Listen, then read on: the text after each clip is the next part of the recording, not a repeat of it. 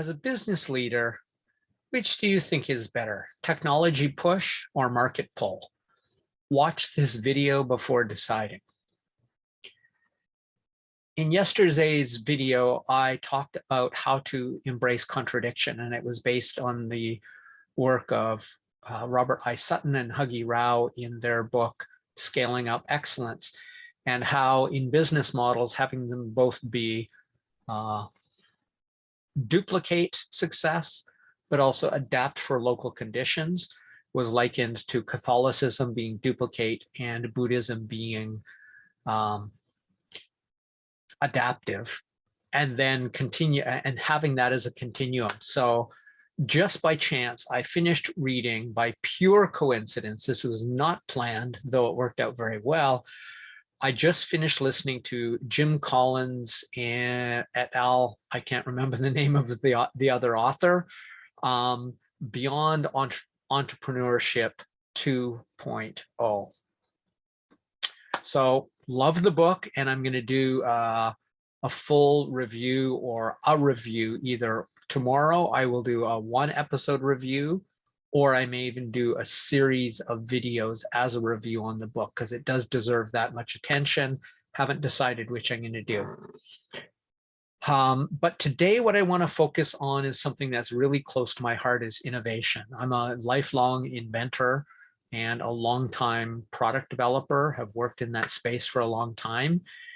And this whole debate of technology push and market pull, I feel sort of a little bit vindicated, because with my marketing coach, and another one of my favorite but very old books now would be Winning at New Products. It's like making a really innovative product while ignoring the market can burn you. You can actually suffer because of that, because it's like, great, you have an innovative product nobody wants. So that's an example of a failure using technology push versus market pull, where somebody wants something and they're going to be, they love the product and they really want it. So that would be market pull, right? So you identify a demand or a need in the market, and all marketers think that's the only way to do it.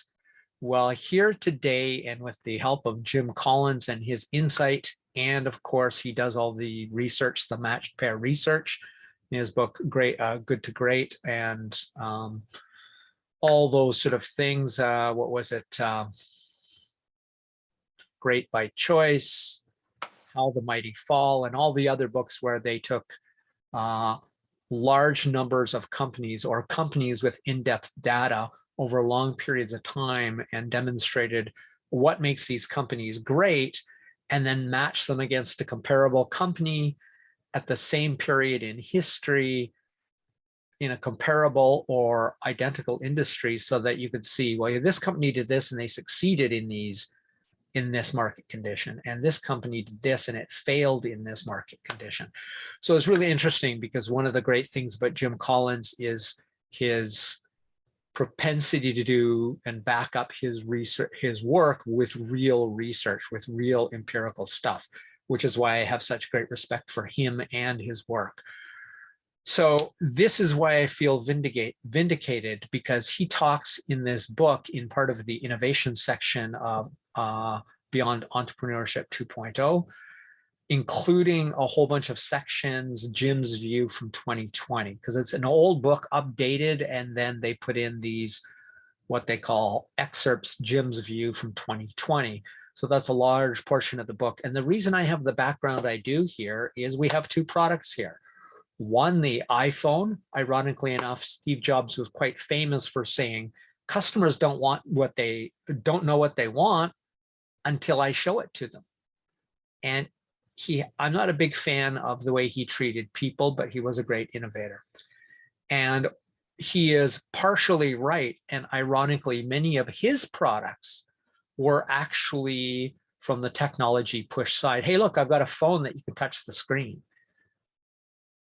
The irony there is, in fact, in Adam Grant's book, Think Again, he points out that, in fact, Steve Jobs was against promoting the iPhone because if he thought it would cannibalize the iPod market. It actually took rarely insistent, bravely insistent, or perhaps because eventually Steve Jobs became more mature and more professional in the way he dealt with people. When an engineer says, no, no, no, this phone is going to be the next big thing, and finally convinced Steve Jobs to try the iPhone, and the rest is history. But despite that, the iPhone in this case is representing a market-derived or market pull product, in that whether it was first technology push or not, Apple has remained exceptionally successful with this particular product, mostly in the US and Japan, where iPhones are most popular. Android are more popular almost everywhere else in the world, except the US and in Japan, which I just so happen to live. It's the only reason I know that. So let's call it a product that, after the products came out, they looked at the market and made it more and more successful, and in many iterations, by going to the market and asking them what they wanted. Versus the background psychedelic laser show here. You may not know this, but when the laser was first created, which I believe was Bell Labs, but don't quote me on that. I will check before posting the transcript, or the corrected transcript to this, the subtitles. Lasers were famously, for many years in innovation and science, considered to be the solution without a problem. So you had this really cool, coherent beam of light, and coherent just means all the waves travel together. They don't hit each other and scatter around, so the light could travel for miles. And that was really amazing, and a lot of scientists and technologists went, oh, this is cool. It was like a cool science toy, had zero actual practical commercial application. So it was basically some science geeks or researchers at Bell Labs or someone else created the laser. And it wasn't until many years later, it's like, it's in cash registers and scanners, and obviously for entertainment, 3D scanning, laser discs, more things than you can shake a stick at these days, internet, optical fiber internet. All of these things, ironically, come from a technology push side, where there was a solution, but nobody wanted it. Then they found a use for it, and the use and success, obviously, of the laser itself and products with it has exploded. The reason I'm pointing out both of these is neither is correct. The laser went from technology push, we have a cool light with cool properties. You, the market, what can we do with it? So either more inventors came and then created a product and people recognized its value, or they went to the market with the laser and said, hey, what can we use this for that you would like? And same with the iPhone, whether it came from technology push or not, it was later. So it really comes down to the same thing. This is innovating on a continuum. We have to dump the or paradigm for almost everything in our business innovation, in our solution finding, and say, okay, can we use technology push along a continuum like yesterday I talked about, and market pull?